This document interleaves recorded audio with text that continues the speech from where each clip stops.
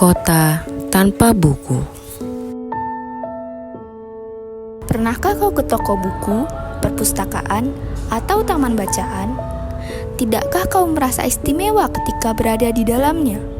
Di sekelilingmu ada berbagai tokoh dari dunia nyata dan khayal, tempat yang pernah kau kunjungi dan yang belum.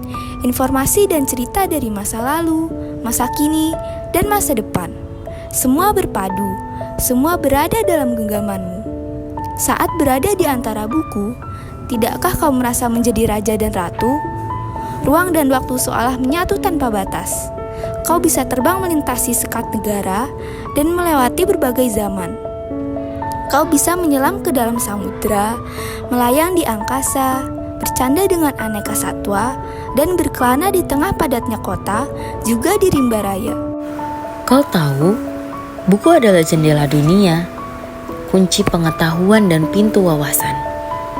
Muhammad Hatta sang proklamator berkata, "Aku rela di penjara, asalkan bersama buku.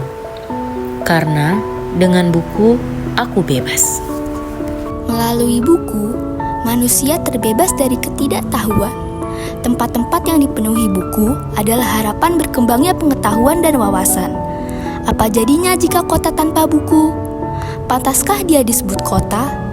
Di kota itu, mungkin kabar datang dari sumber lain, dari koran, televisi, atau internet.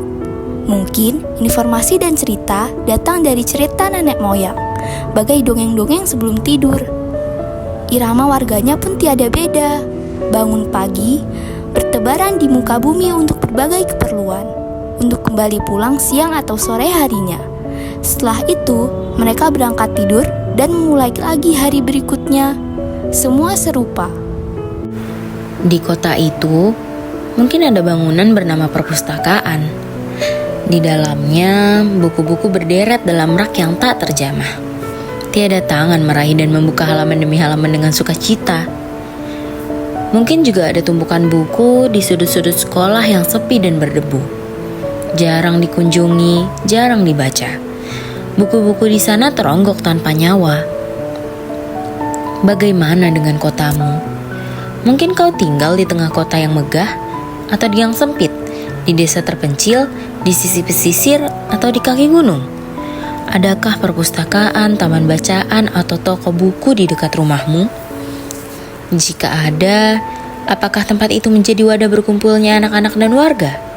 Menjadi pusat berkembangnya wawasan dan pengetahuan?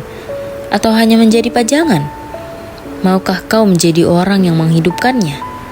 Kau bisa mengunjunginya dan mengajak teman-teman membaca dan berbagi cerita di sana. Jadikan tempat itu sumber kegembiraan dan pengetahuan. Jika tempat itu belum ada, maukah kau menjadi orang yang mulai menghadirkannya? Kau bisa memulainya dari sebuah sudut di teras rumahmu. Ajak teman-temanmu mulai langkah baru. Jangan biarkan waktu berlalu tanpa buku. Siapapun dirimu, bersahabatlah dengan buku. Dia akan menjadi teman setiamu sepanjang waktu.